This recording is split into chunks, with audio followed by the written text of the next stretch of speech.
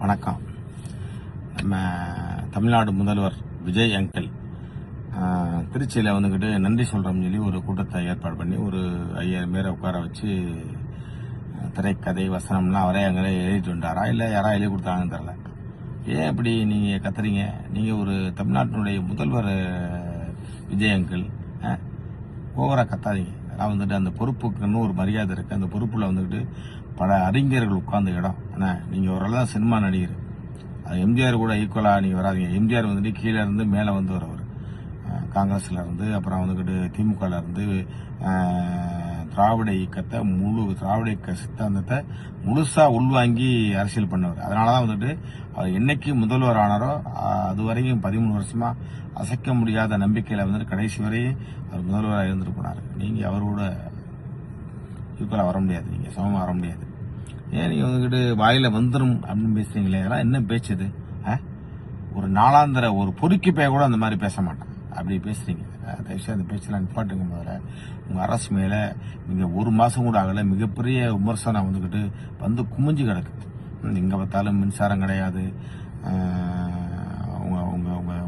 உங்கள் கட்சிக்காரங்க வந்துட்டு எங்கே பார்த்தாலும் ஒரே பாரு, ஒரே பிரச்சனை, ஒரே கொலை. நீங்கள் வந்ததுலேருந்து நாட்டில் ஒரே பிரச்சனையாக தான் இருக்குது.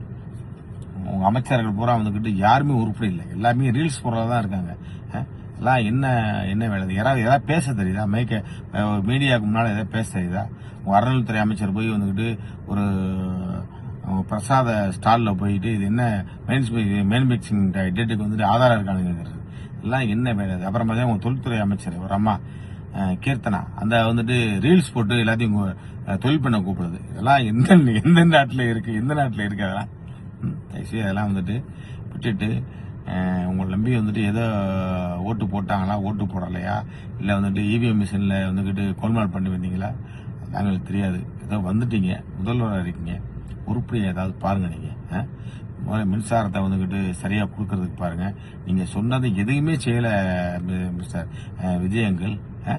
விவசாயிகள் கடனை வந்துக்கிட்டு 5 ஏக்கர் நிலம் வச்சிருக்கவங்க எல்லா விவசாய கடனும் தள்ளுபடி பண்றோம்னு சொல்லிட்டு நீங்க எதுவுமே பண்ணாம ஆளுக்கு 2000 5000 தள்ளுபடி பண்ற மாதிரி ஒரு அறிவிப்பை கொடுத்துட்டீங்க. விவசாயிகள் பூரா வந்து தினசரி போராட்டம் பண்றாங்க. யாரு வாயில இருந்தாலும் விவசாயி வாயில இருக்காதீங்க. நீங்க வந்து நான் மன்னர் குடும்பம் கிடையாது, நான் சாதாரண ஆளு, சாதாரண உதவி மகன் சொல்றீங்க. அப்படி நடந்துக்கிற தெரியல உங்களுக்கு.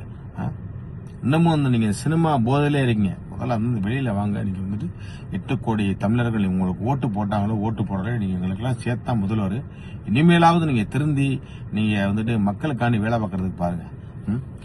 நீங்க போட்ட அமைச்சர்ல யாருமே உருப்படி இல்லை. பழைய ஆள் ஒரு ஆள் செங்கோட்டையன், அவர் ஒரு ஆள் தான் நல்லா பண்ற மாதிரி தெரியுது. மற்றவங்க பூராமே வந்துட்டு யாருமே சரியில்லை. ஒரே RSS கும்பல், பார்ப்பன கும்பல், இந்த நாட்டை வந்துகிட்டு துண்டாடி பிரச்சனை பண்ணி கலவரம் பண்ணி எப்படியாவது அதுல குளிர் காயலாம்னு தர்றவங்க தான் வந்துட்டு உங்களை சுத்திக்கிட்டு இருக்காங்க. இதெல்லாம் வந்துக்கிட்டு நல்லதுக்கு இல்லை. இனிமேலாவது ஒரு நல்ல முறையில் பேசுறதுக்கு கத்துக்குங்க. முதல்ல எல்லாம் வந்துக்கிட்டு யாரும் தெரிஞ்சுட்டு வர போதில்ல. இனிமேலாவது வந்துட்டு கத்துக்குங்க. முதல்ல இந்த ஆட்சியை தக்க வைக்கிறது பாருங்க. நீங்க போற பக்கம் பார்த்தா இன்னும் 1 மாசத்துக்குள்ள எழுத்து பிடிக்கிறாங்க உள்ள இருக்கு.